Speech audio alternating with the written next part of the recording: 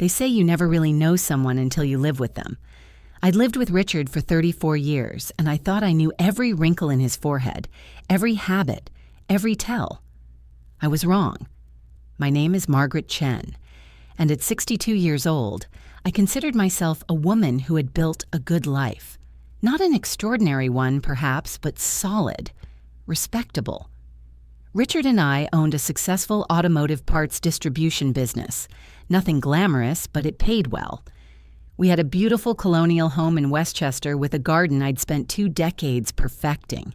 And we had Daniel, our only son, who at 31 was finally settling down with a woman named Jessica. Jessica Pierce. 26 years old, blonde, effervescent, with a laugh that sounded like wind chimes. She worked in marketing for a tech startup and wore stilettos even to casual Sunday dinners. Daniel had been dating her for 8 months, and 3 weeks ago, he'd proposed at the lake house, our lake house, the one Richard and I had bought as an investment property 15 years prior. "She said yes, Mom," Daniel had called me immediately after, breathless with joy. "She actually said yes." I'd been happy for him, genuinely happy. Jessica seemed nice enough, if a bit young and career-focused, but Daniel loved her, and that was what mattered. We'd started planning an engagement party, looking at venues, discussing guest lists over Saturday morning coffee. Life was good. Life was predictable. Until the Tuesday afternoon when everything I thought I knew disintegrated like tissue paper in rain. Want to know what happened next? Stay tuned by liking and subscribing to this channel. Now let's continue. It started so innocuously. Richard had left for a supplier meeting in Connecticut early that morning. Nothing unusual. He made these trips twice a month, sometimes staying overnight if the meetings ran late. He'd been doing it for years. "I'll be back tomorrow evening," he'd said, kissing my cheek while I was still in my bathrobe, coffee cup warming my hands. "Don't wait up if I'm late." "Drive safe," I'd replied automatically, the same words I'd said 100 times before. But that afternoon, while I was watering the orchids in the sunroom, I heard his phone buzzing on the kitchen counter. Richard had forgotten it. He'd been distracted lately, stressed about a new distribution contract, so it wasn't completely surprising, but it was inconvenient. He relied on that phone for everything. I picked it up, intending to call him, but realized I couldn't. He was driving. And besides, what would I call him on? I'd have to wait until he borrowed someone's phone to check in. The phone buzzed again. A text message notification lit up the screen. I'm not proud of what I did next. In 34 years of marriage, I'd never snooped through Richard's phone.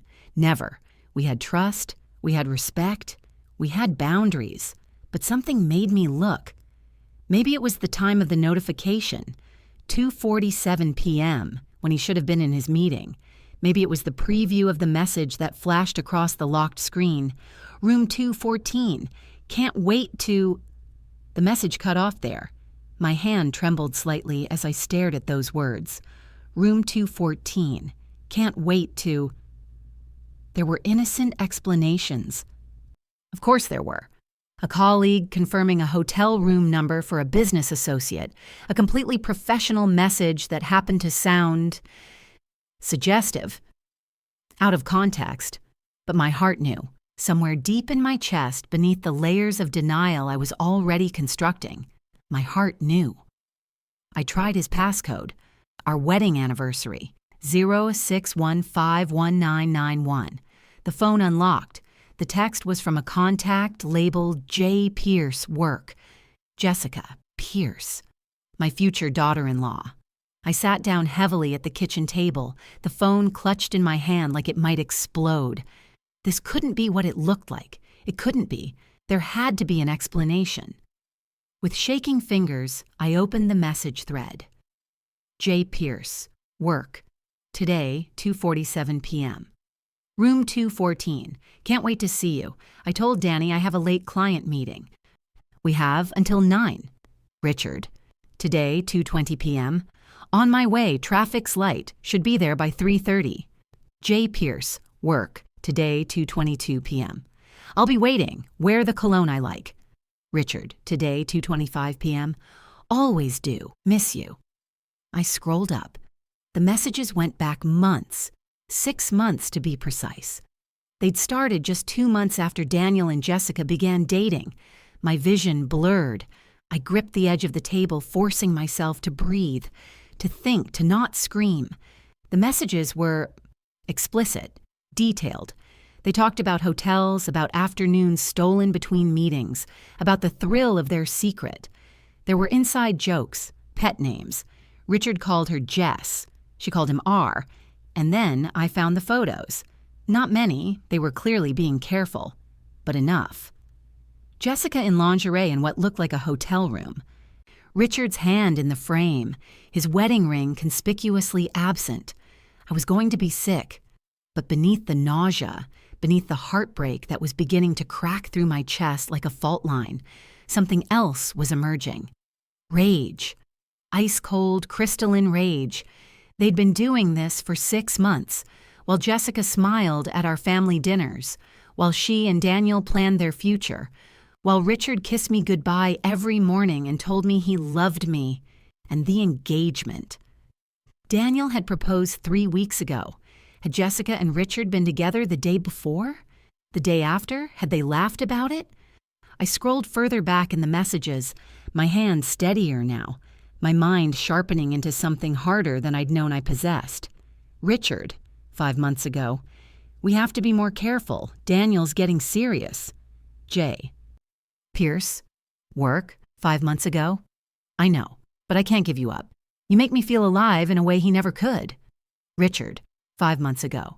He's my son, if he knew. J. Pierce, work, 5 months ago. He won't know. We're too smart for that.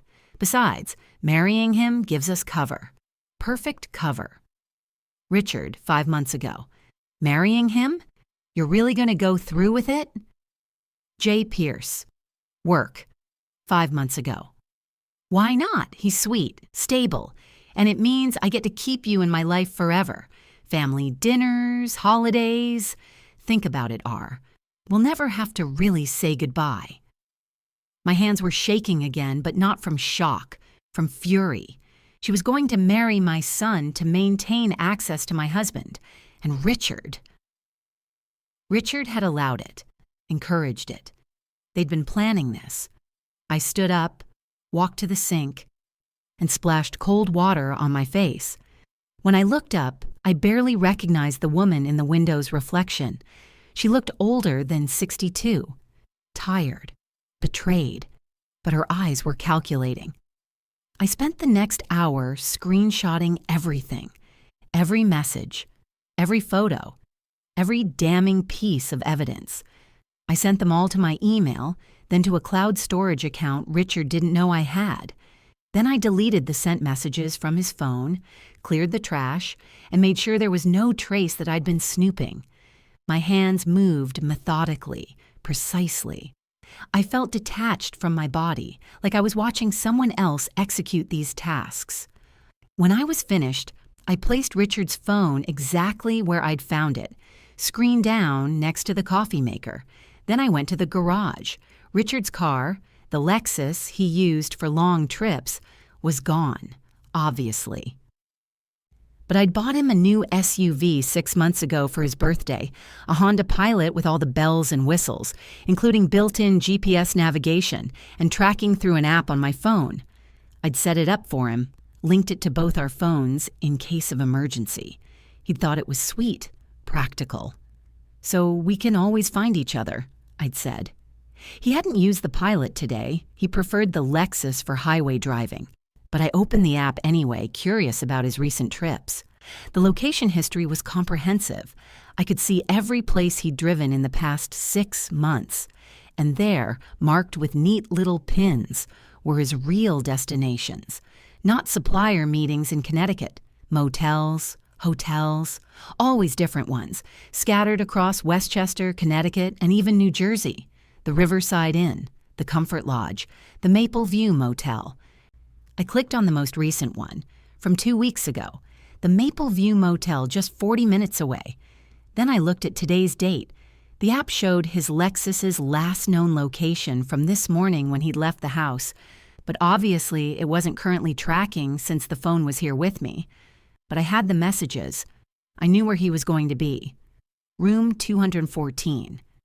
The message hadn't specified which motel, but it didn't matter. I'd find him. I called Richard's business partner, Tom. "Margaret, how are you?" Tom's voice was warm, familiar. He and Richard had started the business together 20 years ago. "I'm well, Tom. Quick question. Richard left his phone here, and I know he had that supplier meeting today. Which hotel did you book for him? I want to make sure he can check in without his ID confirmation." There was a pause. "Supplier meeting? Margaret, we don't have any meetings scheduled this week. Richard took a personal day, said you two were doing something special for your anniversary coming up." Our anniversary wasn't for another 2 months. "Oh," I forced a laugh. "Of course. I'm so scattered lately. Thank you, Tom." I hung up before he could ask questions. So Richard had lied to everyone, not just me. He'd taken a personal day, told me it was business, told Tom it was personal anniversary plans. I pulled out my laptop and started searching. Motels near Westchester with room 214. There were dozens, but most motels only had 1 or 2 floors. Room 214 suggested at least 2 stories. I cross-referenced with the motels from Richard's location history. The Riverside Inn, 3 stories. Route 7, 45 minutes away. I grabbed my purse and keys. The drive should have felt surreal. I should have been crying or shaking or questioning my sanity. Instead, I felt eerily calm, focused. I knew what I was going to find. There was no more room for hope or denial. The only question now was what I was going to do about it. My mind churned through scenarios, confronting them immediately, screaming, throwing things, making a scene. It would feel good in the moment, cathartic, but then what? Richard would make excuses. Jessica would cry and apologize. Daniel would be destroyed. Or I could walk away, pretend I'd never seen anything. Let the engagement proceed. Let them continue their sordid little affair. Preserve everyone's illusion of happiness while my own life crumbled into bitter silence. No, neither of those options was acceptable. I wanted more than catharsis. I wanted justice. I wanted them to face consequences that matched the depth of their betrayal. And more than anything, I wanted to protect Daniel, my son. My beautiful, trusting, too kind son who had no idea the woman he loved and the father he admired were conspiring to make a fool of him. By the time I pulled into the Riverside Inn parking lot, I had the beginnings of a plan. The Riverside Inn was exactly what you'd expect. A budget motel with exterior corridors, faded blue paint, and rooms that rented by the hour or by the night with no questions asked. There was a tired-looking pool surrounded by a chain-link fence and a neon sign that flickered vacancy, even though it was the middle of the afternoon. I spotted Richard's Lexus immediately, parked near the back, away from the office, backed into the spot. He'd always been careful about parking positions. "Easier to leave quickly if you need to," he'd say. I thought he meant for business emergencies. Now I understood. Jessica's car, a white BMW coupe that Daniel had helped her buy, was 3 spots away. I parked my sedan near the entrance, away from their vehicles, and sat for a moment. My heart was pounding now, adrenaline finally catching up with my earlier calm. Room 214, 2nd floor. I could see the external staircase from here. I'd come this far. I couldn't turn back now. I grabbed my phone, made sure the camera was ready, and got out of the car. The stairs were concrete, painted the same fading blue as the rest of the motel. My shoes clicked on each step, sensible flats, the kind I wore for gardening and errands. Not the shoes you wear to catch your husband with your future daughter-in-law.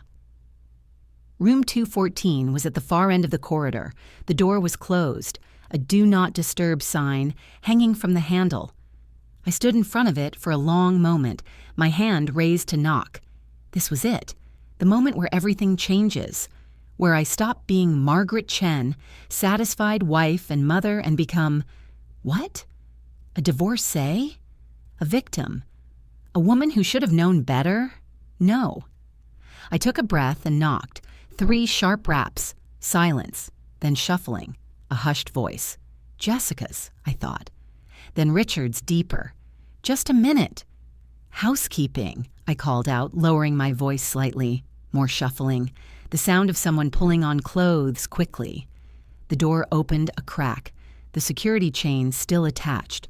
Richard's face appeared in the gap, flushed, hair messed, wearing only his pants and undershirt. His eyes went wide when he saw me. "Margaret?" His voice was strangled. What are you— "You forgot your phone," I said calmly. "I thought you'd need it." I held it up so he could see it. The blood drained from his face. I can explain. This isn't— "Open the door, Richard." "Margaret, please, just let me— "Open the door." He stood there, frozen, his mind clearly racing through options. He could close the door, refuse to let me in, but we both knew that would only delay the inevitable. Behind him, I heard Jessica's voice. "R. Who is it?" Something broke in Richard's expression. Defeat, maybe, or the realization that he'd been caught and there was no way out. He closed the door, and I heard the chain slide off. Then the door opened fully. The room was what you'd expect. Cheap floral bedspread, landscape paintings screwed to the walls, a TV on a dresser, clothes scattered on the floor, Richard's button-down shirt, Jessica's designer dress, her stilettos kicked off by the nightstand, and Jessica herself sitting on the edge of the bed, wrapped in the motel's thin white robe, her blonde hair tousled, her lipstick smeared. She looked at me with wide eyes, not quite afraid, not quite defiant, somewhere in between. "Mrs. Chen," she said quietly. I stepped into the room. Richard moved aside, unable to meet my eyes. "Margaret, he started. "Don't." My voice was sharp. "Don't say a single word unless I ask you a direct question." He closed his mouth. I turned to Jessica. "How long?" She pulled the robe tighter around herself. "Mrs. Chen, I'm so sorry. I never meant for—" "How long?" She swallowed. 6 months. Since August. "Yes." I nodded slowly. 2 months after you started dating Daniel. "Yes." "And the engagement?" I looked between them. "Were you sleeping together the week Daniel proposed?" Richard made a sound in his throat, something between a groan and a protest. Jessica looked down. "Yes." The confirmation hurt, even though I'd already known. Hearing it spoken aloud made it real in a way the text messages hadn't. "Why?" The question came out softer than I'd intended. "Why him? He's my son's father. You're going to marry my son." Jessica's eyes met mine, and for the first time, I saw something other than guilt. Defiance. "Because he makes me feel alive," she said. "Daniel is sweet, safe. But Richard, he's exciting, dangerous. He knows things about the world, about life. And he's experienced." "He's also married," I said flatly. "So is half of America," Jessica shot back. "At least we're honest about what this is." "Honest?" I felt a bitter laugh bubble up. "Jessica, you're engaged to his son. You wear my son's ring. You sit at my dinner table and plan a wedding. That's not honesty. That's sociopathy." "That's enough, Margaret." Richard found his voice. He was pulling on his shirt now, buttoning it with shaking hands. "We never meant for you to find out like this." "How did you mean for me to find out?" I asked. "Or were you planning to just continue this indefinitely, through the wedding, through Jessica's marriage to your son, through grandchildren?" Neither of them answered. "Actually," I continued, pulling out my phone, "I know the answer. I read your messages." Richard froze, his hands on his shirt buttons. "You— what?" "Every single one," I said. 6 months of planning, 6 months of laughing at Daniel, of planning this perfect little setup where Jessica marries him to stay close to you. Perfect cover, I believe you called it. Jessica stood up. "You can't tell Daniel." I stared at her. "Excuse me?" "You can't tell him," she repeated, her voice taking on a pleading tone. "It would destroy him. He loves me, and I do care about him. I do. Just not enough to stop sleeping with his father." "Mrs. Chen, please." She took a step toward me. "Think about Daniel. Think about what this would do to him, to your family. Wouldn't it be better if we just ended this quietly? Richard and we can stop. We will stop, and you and Richard can work on your marriage, and Daniel and I can get married. And everything can just go back to normal." I looked at her, really looked at her. At 26 years old, she genuinely believed this could be swept away. That betrayal of this magnitude could be ended quietly, and everyone could just move on. "No," I said. "No?" Richard's voice was sharp. "Margaret, she's right. Think about Daniel. If this comes out..." "If?" I turned to him. "Richard, you're not understanding the situation. This isn't a negotiation. This isn't a conversation about if. I'm telling you what's going to happen." I walked to the motel room's single chair and sat down, crossing my legs. They both stared at me. Richard still half-dressed, Jessica clutching her robe. "Here's what's going to happen," I said. "Jessica, you're going to call Daniel within the next hour. You're going to tell him you've had a change of heart. You're not ready for marriage. You're calling off the engagement." "I can't." "You can, and you will. You're going to give him back the ring. You're going to say it's not his fault, that you need to focus on your career, that you're too young, whatever story you want to tell, but you're ending it. And if I don't?" Her voice had an edge to it now. I held up my phone. "Then I send these screenshots to Daniel, to your parents, to your employer, and to every single person on the guest list for your engagement party, which includes my friends, Richard's business associates, and Daniel's entire social circle. Would you like me to continue?" Her face went pale. "You're blackmailing her," Richard said. "No," I corrected. "I'm giving her a choice. She can end the engagement with dignity and privacy, or she can have her life imploded publicly. That's not blackmail. That's consequence. And what about me?" Richard's voice was quiet now, defeated. I looked at my husband of 34 years, at the man I'd built a life with, raised a son with, grown old with, and I felt nothing. The love I'd felt that morning seemed like it belonged to a different person in a different lifetime. "You," I said, "are going to do exactly what I tell you. First, you're going to return to this motel room every single day for the next week at exactly this time. You're going to check in, go to your room, and wait for 2 hours, alone." "What? Why?" "Because I'm going to be establishing a pattern. I'm going to document your continued visits to this motel. I'm going to build a case for when we go to divorce court." His face crumbled. "Divorce? Did you think I was going to stay married to you?" I asked. "Richard, you slept with our son's fiancée for 6 months. You planned for her to marry him to maintain access to you. What part of that suggests this marriage can be saved?" "Margaret, please." "Second," I continued, "you're going to agree to every single term of the divorce without contest. I get the house. I get half the business. No, actually, I get 60% of the business, since I've been doing the books and operations for 20 years while you were traveling. You get your pension and whatever's left. You can't..." "I can," I said, "and I will. Because if you fight me on any of this, I will tell Daniel everything. And Richard, whatever you think you're protecting him from, it'll be 10 times worse if he finds out you fought me after I caught you." The room was silent except for the hum of the air conditioning unit. "Third," I said, standing up, "you will never tell Daniel the truth about why Jessica ended the engagement. You will comfort him. You will be the supportive father.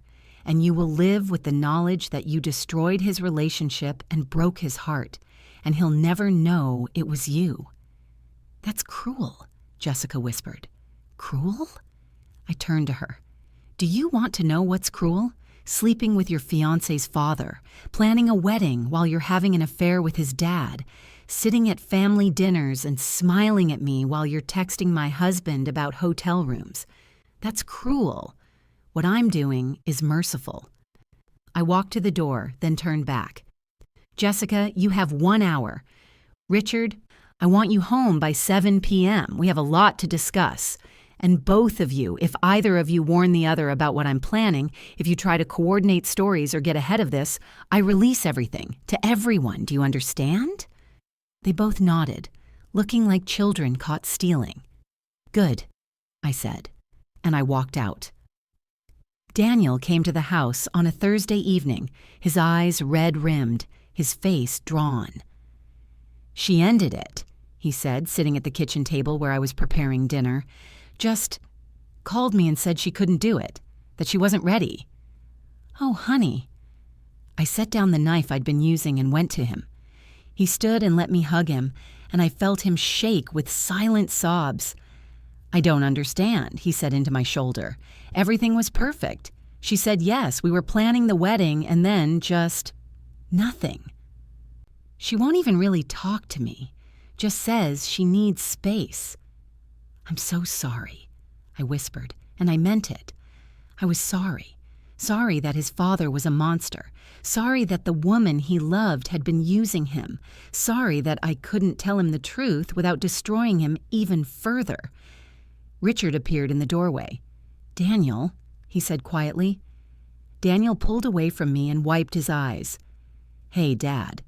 I heard. Jessica called me this afternoon, wanted to explain. The lie came easily to Richard. He'd always been a good liar. I'm sorry, son. Did she say why?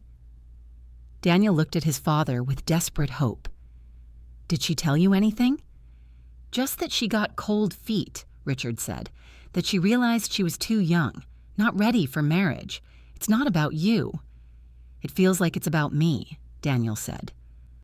I know.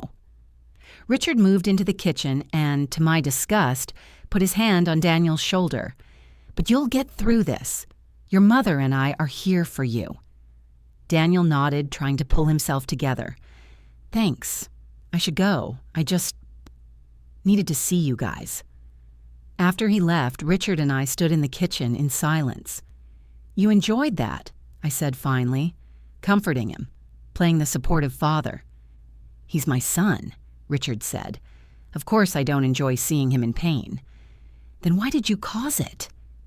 He had no answer.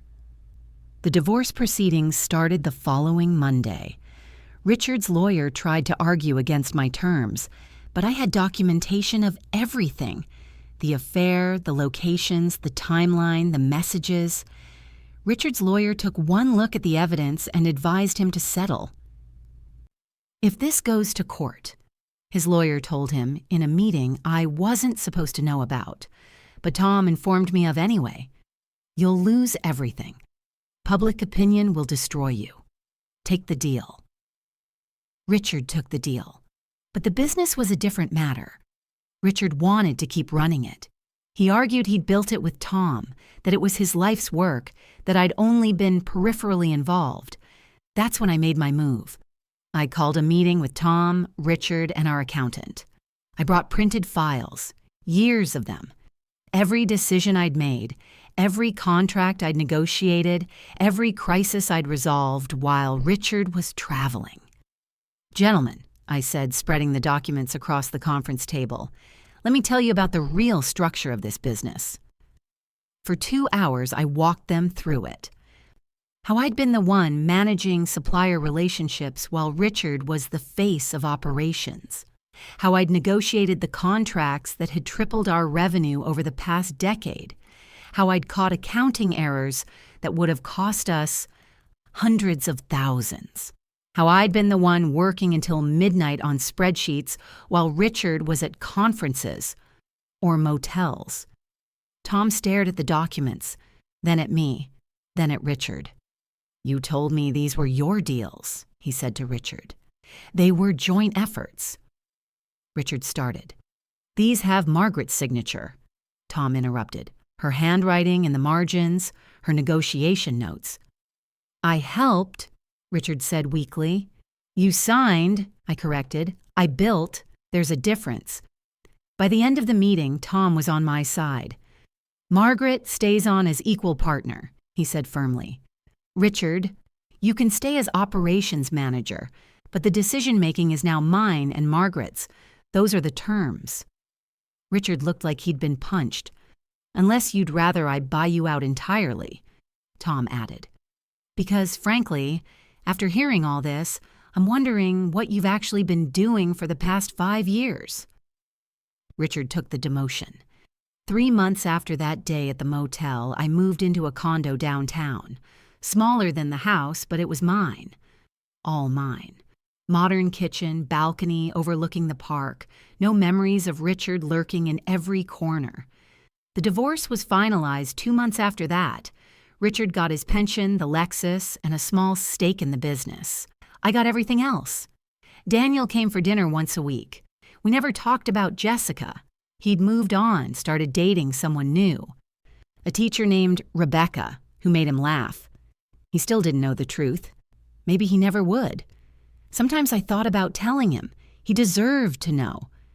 But then I'd remember the look on his face that Thursday evening, the rawness of his pain, and I'd realize that some truths cause more damage than silence. Richard and I saw each other at business meetings. We were professional, distant. He'd aged in those months. New lines around his eyes, gray in his hair that hadn't been there before. He'd moved into an apartment near the office. Tom said he seemed lonely. I didn't feel bad for him. As for Jessica, I kept tabs on her through mutual acquaintances. She'd left her job at the tech startup, moved to Boston, got engaged to someone else within 6 months, a venture capitalist in his 50s. She had a type, apparently. I wondered if she told him about Richard, about what she'd done. Probably not. People like Jessica rarely learned from their mistakes. They just found new victims. 6 months after the divorce was finalized, my phone rang at 10 p.m. on a Friday. Unknown number. I almost didn't answer. "Hello? Mrs. Chen? Margaret Chen? Yes? This is Detective Sarah Morrison with the Boston PD. I'm calling about a Jessica Pierce.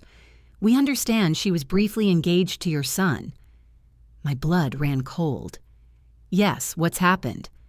"She's been arrested for fraud and embezzlement. During the investigation, your name came up in her phone records. Multiple calls and texts from about 8 months ago. We're trying to establish a timeline of her relationships and activities. Would you be willing to answer some questions?" I sat down heavily on my couch. "What kind of fraud?" "She was engaged to a venture capitalist named Marcus Holden. Over the course of their 6-month relationship, she convinced him to invest in several fake companies she'd created. She stole approximately $2.3 million.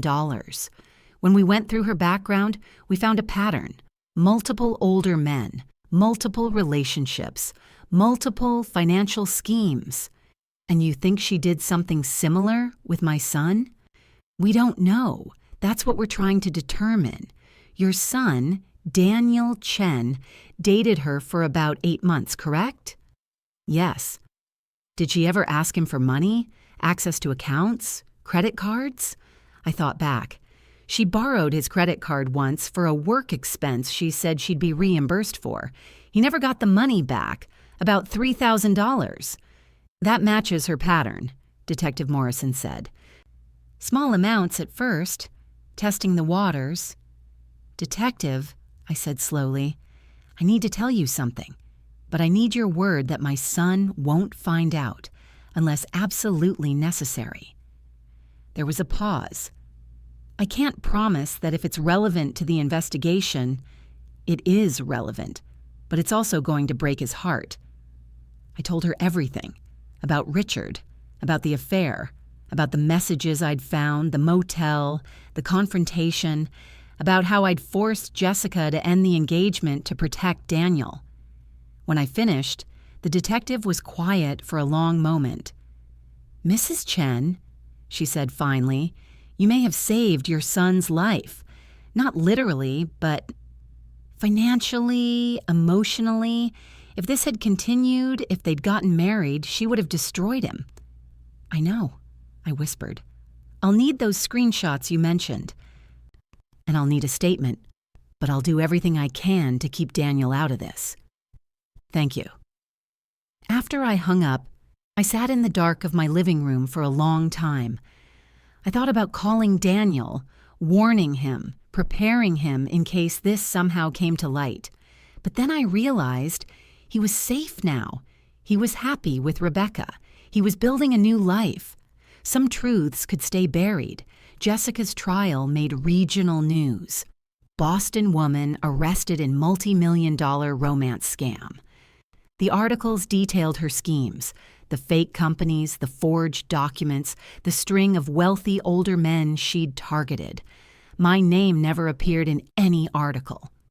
Detective Morrison kept her word, but Richards did. One of the victims, a CEO from Connecticut, had met Richard at a business conference.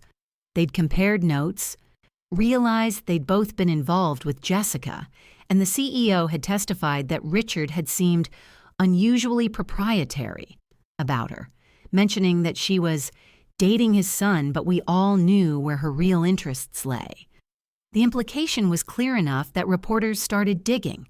They found the divorce records, the settlement, and while the details were sealed, the timeline alone told a story.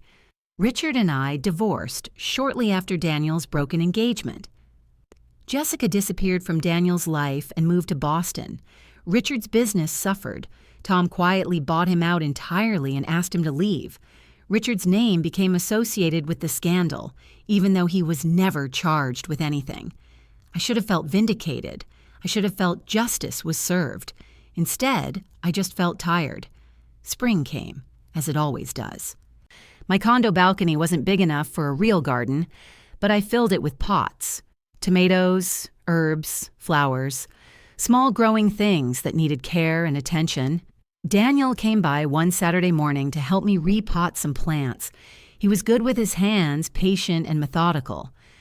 Rebecca and I are talking about moving in together, he said, carefully transferring a tomato plant into a larger pot. That's wonderful, I said, and meant it. I'm nervous, he admitted. After Jessica, I keep waiting for something to go wrong. I set down my trowel and looked at him. Daniel, sometimes people come into our lives who aren't who they pretend to be, but that doesn't mean everyone will betray you. How do you know? He asked. How do you trust again after someone breaks your heart? I thought about that question. About trust. About 34 years with Richard thinking I knew him, only to discover I'd been wrong about almost everything. You don't trust blindly, I said finally. You trust carefully. You pay attention to actions, not just words, and you trust people who've proven themselves over time. Like Rebecca? Like Rebecca, I agreed. She's been patient with you, honest. She doesn't rush you or pressure you. Those are good signs. He nodded, dirt on his hands, sun on his face. He looked peaceful, healing. Mom, he said quietly, can I ask you something? My heart clenched. Of course. Why did you and Dad really get divorced? I'd been dreading this question for months. I'd prepared answers, rehearsed explanations. But looking at my son's face, at the trust in his eyes, I realized I couldn't lie to him. Not completely. We grew apart, I said carefully. We wanted different things, and I realized that the life I thought we had wasn't the life we actually had. Was there someone else? He asked. I heard rumors at Dad's office. I chose my words precisely. Your father made choices that I couldn't accept, choices that broke my trust. But Daniel, I reached out and touched his arm. That's between him and me. It doesn't change how much he loves you. It doesn't change that he's your father. Daniel was quiet for a moment. Jessica cheated on me, didn't she? The question caught me off guard. Why do you say that? I'm not stupid, Mom. The way she ended things so suddenly, the way she wouldn't talk to me, wouldn't give me a real reason, and then she moved to Boston and got engaged right away. She was already with someone else when she broke up with me. I didn't confirm or deny, I just waited. I'm glad she ended it, he said. I mean, it hurt, it still hurts. But I'm glad I didn't marry her. Rebecca's different. She's real. Yes, I said softly, she is. We finished repotting in comfortable silence, and I realized that Daniel was stronger than I'd given him credit for. He'd figured out more than I thought, and he was healing anyway. Maybe that was enough. A year after the divorce, I received a letter. Handwritten, no return address, postmarked from New Hampshire. I almost threw it away, but something made me open it. Dear Margaret, you don't know me, but I know who you are. My name is Patricia Holden. I was married to Marcus Holden, the man Jessica Pierce defrauded in Boston. I'm writing because the detective mentioned you helped with the investigation, and I wanted to thank you. When Marcus got involved with Jessica, I tried to warn him. I told him she was too young, too interested in his money, too perfect to be real. He didn't listen. Our marriage ended because of her. But more than that, I wanted to tell you something. During the trial, more information came out. Jessica had a pattern. She targeted the fathers of men she was dating. She would date someone young and kind and trustworthy, use that relationship to get close to the father, and then conduct affairs while planning to marry the son. She did it for access to money, to property, to business connections. You saved your son from that. I know you had to make impossible choices. I know you're carrying secrets that must weigh on you. But I wanted you to know, you did the right thing. Jessica is in prison now. 7 years. It won't undo the damage she caused, but it's something. I hope you've found peace. Sincerely, Patricia. I read the letter 3 times, then folded it carefully and put it in my desk drawer. 7 years. Jessica would be 33 when she got out, still young enough to rebuild her life if she chose to. I wondered if she would, or if she'd just find new victims when she was released, but that wasn't my problem anymore. Tom made me CFO of the company. Should have done it years ago, he said. You've been doing the job anyway. The business grew under our new partnership. We expanded into 3 new states, doubled our revenue, hired more staff. I worked long hours, threw myself into contracts and negotiations and strategy sessions. People asked if I was lonely. I wasn't. I'd been lonely in my marriage, sleeping next to someone who lied to me every day. Now I was alone, but I was free. I dated occasionally, nothing serious. A retired engineer who liked hiking, a professor who taught philosophy at the community college, a widower who owned a bookstore. None of them were looking for anything heavy, and neither was I. We had dinners, went to movies, enjoyed each other's company. It was light, easy, honest. I learned to enjoy my own company, too. Saturday mornings at the farmer's market, Sunday afternoons reading in the park, evenings on my balcony with a glass of wine and a good book. I'd spent 34 years building a life around someone else. Now I was building one around myself. It felt good.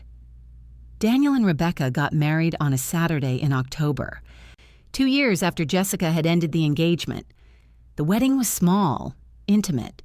Just family and close friends at a historic inn in the countryside.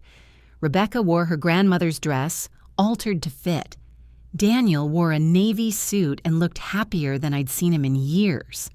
Richard came with a date, a woman named Linda, closer to his age, who worked as a dental hygienist.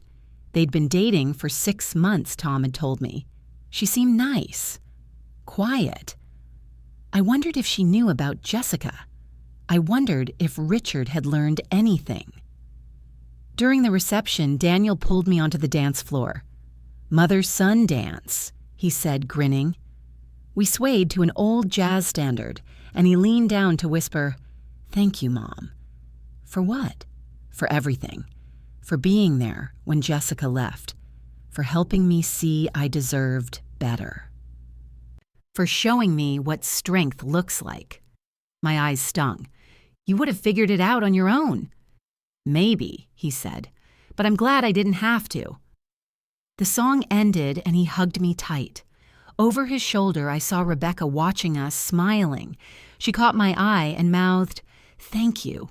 I nodded. She knew. Not the details, maybe, but the essence. She knew I'd protected Daniel from something, and she was grateful. Later, as the evening wound down, Richard approached me near the dessert table. "Beautiful wedding," he said. "Yes." We stood in awkward silence for a moment. "Margaret," he said finally, "I know I can't undo what I did. I know I destroyed our marriage and hurt Daniel and—" "Richard," I interrupted gently, "it's done. We're done. Let's not do this here." He nodded, looking down at his hands. "I just want you to know that I'm sorry. Truly sorry." I studied his face. He looked older, wearier, diminished somehow. The confidence and charm that had always defined him had faded. "I believe you're sorry," I said. "I just don't think it matters anymore." "No," he agreed quietly. "I suppose it doesn't." He walked away, back to Linda, who smiled at him with uncomplicated affection. I hoped, for her sake, that he'd learned his lesson, but that wasn't my concern anymore. 3 years after that day at the Riverside Inn, I was having coffee on my balcony when my phone rang. Detective Morrison. "Mrs. Chen, I wanted to update you. Jessica Pierce was released early for good behavior, 4 years instead of 7. My stomach dropped. "Where is she now?" Last known address was a halfway house in Providence. "But Margaret—" "That's not why I'm calling. She violated her parole within 3 weeks of release. She's back in custody." "What did she do?" "She started another romance scam, targeted a retired surgeon she met at a coffee shop. This time we caught her before she could steal anything significant. But the violation means she's going back for the remainder of her original sentence, plus additional time." I let out a breath I didn't know I'd been holding. "So, she didn't learn." "Some people never do," Detective Morrison said. "But I wanted you to know your son is safe. She won't be out for at least another 5 years, and when she is, she'll be on supervised parole for life. She won't be able to get close to anyone without us knowing." "Thank you for telling me. Mrs. Chen, one more thing. During her arrest, she asked about you. Asked if you were the one who turned her in.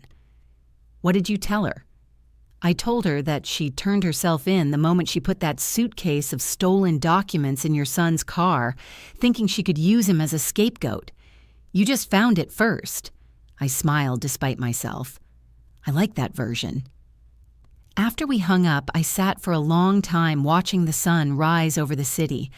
I thought about the woman I'd been 3 years ago, naive, trusting, building a life on assumptions that turned out to be sand. And I thought about the woman I was now, harder perhaps, but also freer, more honest with myself about what I would and wouldn't accept. That day at the motel, standing in front of room 214, I'd had a choice. I could have knocked and then walked away. Could have pretended I'd never seen the messages, never tracked the GPS, never learned the truth. Some women would have made that choice. Would have decided that preserving the illusion of happiness was worth living with betrayal. I couldn't judge them for that, but I'd made a different choice. I'd chosen truth, even when it hurt. I'd chosen to protect my son, even if it meant he'd never know what I'd saved him from. I'd chosen myself, my dignity, my right to a life built on something real. And 3 years later, I didn't regret it.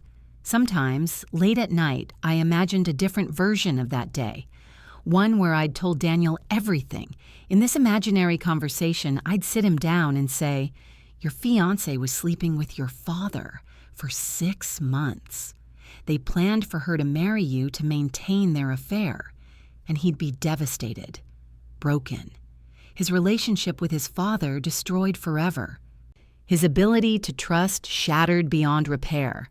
In this version, I'd get the satisfaction of honesty, of not carrying the secret alone, but Daniel would carry it instead. So I never had that conversation, and I never would. There's a kind of strength in carrying weight that others don't have to bear. It's not martyrdom. It's just love. Messy, complicated, imperfect love that sometimes means making choices that cost you but spare someone else. People talk about truth like it's always virtuous, but sometimes truth is just cruelty with a prettier name. Sometimes love means deciding which truths matter and which ones only cause pain. Daniel and Rebecca had a baby boy when I was 65. They named him James after Rebecca's father, and he had Daniel's eyes and Rebecca's smile. I held him for the first time in the hospital. This tiny creature who was part of my son, and I felt something I hadn't felt in years: hope. James would grow up in a house full of love. He'd have parents who were honest with each other, who chose each other every day, who built their relationship on reality instead of illusion. He'd have a grandmother who'd learned that strength sometimes looks like walking away, that dignity matters, that you can survive betrayal and come out the other side not just intact but better. And he'd have a grandfather who, well, Richard was trying. He showed up to meet James, held him awkwardly, made the appropriate grandfather noises. Linda was with him, patient and kind, a steadying presence. "He's perfect," Richard said, looking down at the baby with something like wonder. "He is," I agreed. We were standing on opposite sides of Rebecca's hospital bed, this new life between us, and I realized that we'd reached a kind of peace. Not forgiveness, I'd never forgive what he'd done, but acceptance, an understanding that we'd both continue to be part of Daniel's life, part of James's life, and we'd be civil about it, for their sake. On my 66th birthday, exactly 4 years after that day at the Riverside Inn, I threw myself a party. Not a big one, just Tom and his wife, a few friends from work, Daniel and Rebecca and baby James, and surprisingly, Patricia Holden, who'd driven down from New Hampshire after we'd stayed in touch through occasional emails. We ate cake on my balcony, watched the sunset, toasted to another year survived. "Speech!" Tom called out. "Birthday girl has to make a speech." I laughed and stood up. Glass of champagne in hand. "I'm not good at speeches." "Try anyway," Rebecca encouraged. I looked around at these people, my chosen family, built from the rubble of my broken marriage, and I felt something I hadn't felt in years: gratitude. 4 years ago, I said slowly, my life fell apart. I learned that the person I'd trusted most in the world had betrayed me in the worst possible way, and I had to make impossible choices about what to do with that knowledge. Daniel shifted uncomfortably. He still didn't know the full story, and I could see him wondering if I was about to tell it. I wasn't. "But here's what I learned," I continued. "Life doesn't end when someone betrays you. It doesn't end when your marriage fails. It doesn't end when everything you thought was true turns out to be a lie. It just changes. And if you're lucky, and you're brave, and you're willing to do the hard work of rebuilding, it changes into something better." I raised my glass. So here's to change, to hard choices, to second chances, and to all of you who helped me build a life I'm actually proud of. "Here, here," Tom called out, and everyone drank. Later, after everyone had left except Patricia, we sat on the balcony in the gathering dark. "Do you ever regret it?" she asked. "Not telling Daniel the truth?" I thought about that. "Sometimes," I admitted. "Sometimes I think he deserves to know, but then I watch him with Rebecca and James and I see how happy he is, and I think, what would the truth give him except pain?" "Peace of mind," Patricia suggested, "knowing why Jessica really left." "Maybe," I said.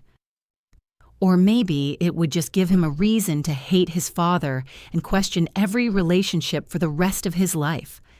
I don't know. I'll probably never know if I made the right choice."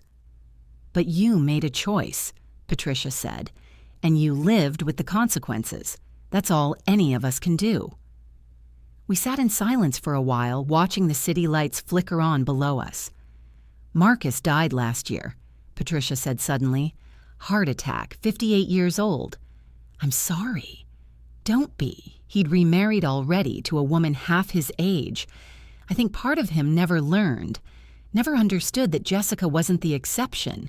She was a symptom of his own weakness. And you? I asked. Did you remarry? She laughed. God, no, I'm done with marriage. Done with men, mostly. I have my garden, my grandchildren, my book club. I'm content. Content, I repeated. That's a good word. Better than happy, she agreed. Happy is fleeting. Content is sustainable. 5 years after the Riverside Inn. I was 67 now, considering retirement. Not full retirement. Tom and I were training a young woman named Sarah to take over as CFO, and I'd probably consult for a few years after stepping down. But retirement from the daily grind. More time for my balcony garden, for visits with James, for the life I'd built. Daniel stopped by one evening without Rebecca or James, just him. Mom, he said, settling onto my couch with a beer, I need to tell you something. My heart jumped. What is it? Dad called me last week. He wanted to meet for lunch. Okay. He told me about Jessica. The world tilted sideways. He told you, what about Jessica? Daniel looked at me with eyes that were older, sadder, more knowing than they'd been 5 years ago. He told me everything, about the affair, about how you caught them, about how you made her break up with me to protect me. I couldn't breathe, couldn't think. Richard had told him. After all this time, after everything we'd agreed on, Richard had told him. Why? I finally managed. Why would he? Because he's dying, Daniel said quietly. The room went still. What? Pancreatic cancer, stage 4. He has maybe 6 months, and he said he couldn't die without telling me the truth, without apologizing for what he did. I sat down heavily. Richard was dying, and in his dying, he'd unloaded the burden I'd been carrying for 5 years. Daniel, Mom, he held up his hand. I'm not here to make you explain.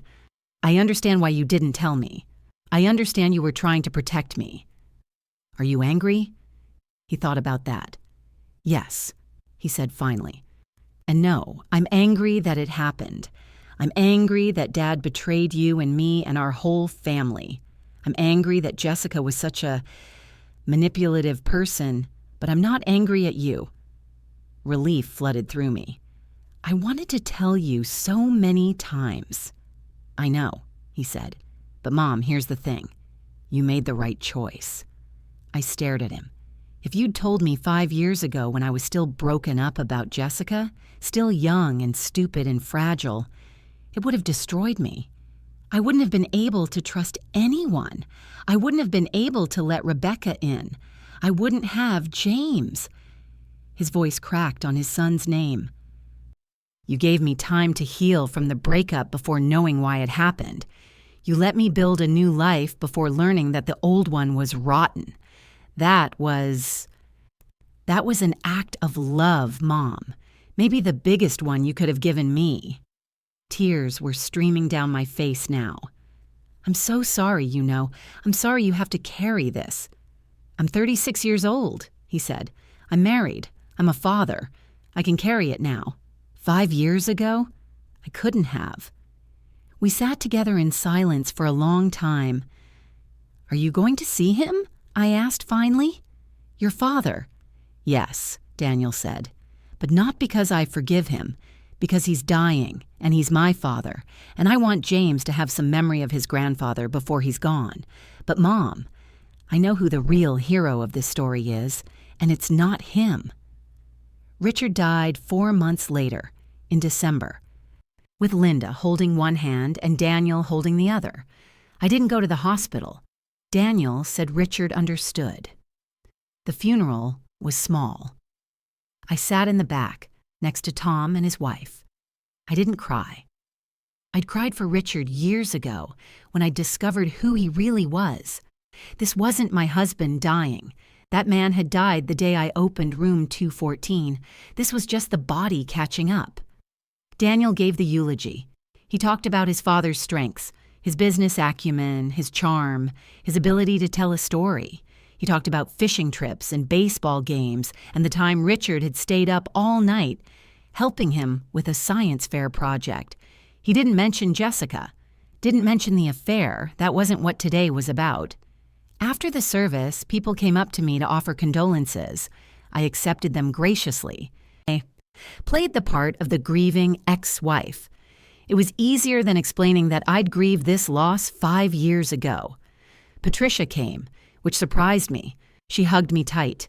"You okay?" she whispered. "Yes," I said, and I meant it. That night, alone in my condo, I poured myself a glass of wine and sat on my balcony. It was cold, too cold really for sitting outside, but I wrapped myself in a blanket and watched the city lights. I thought about the woman I'd been 6 years ago, married, comfortable, certain of her life and her place in it. I thought about the woman I'd been 5 years ago standing outside room 214, her entire world about to shatter. And I thought about the woman I was now, divorced, single, running a successful business, grandmother to a beautiful boy, surrounded by people who loved her for who she actually was instead of who she pretended to be. Which woman was happier? The question didn't make sense. They were all me. The naive one, the heartbroken one, the survivor. You didn't get to be the third without being the first two. My phone buzzed, a text from Daniel. "Thank you for everything, Mom. I love you." I smiled and typed back, "Love you too, sweetheart." Then I finished my wine, looked up at the stars barely visible through the city lights, and went inside to the life I'd built from the ruins of the old one. It wasn't perfect. It wasn't what I'd planned, but it was mine. Honestly, completely, painfully, beautifully mine. And that was enough. They say revenge is a dish best served cold. But this wasn't revenge. It was justice. It was protection. It was a mother choosing her son's future over her own need for vindication. I could have destroyed them publicly, could have sent those screenshots to everyone, humiliated Richard and Jessica, made them pay in the court of public opinion. But that would have destroyed Daniel, too. So instead, I played the long game. I documented everything. I got my divorce on my terms.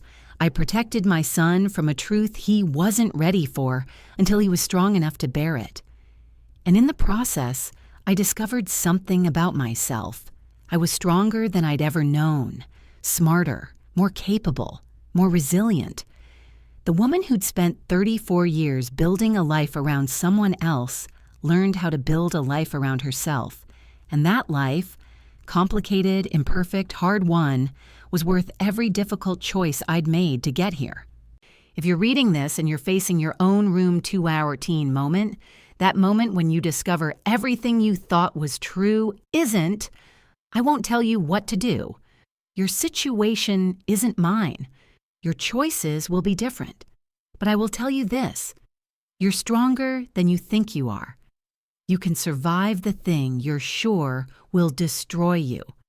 And on the other side of betrayal, if you're brave enough to walk through it, there's a life waiting that's more honest and more yours than anything you had before. It won't be easy. It won't be painless. But it will be real. And real, I've learned, is worth everything.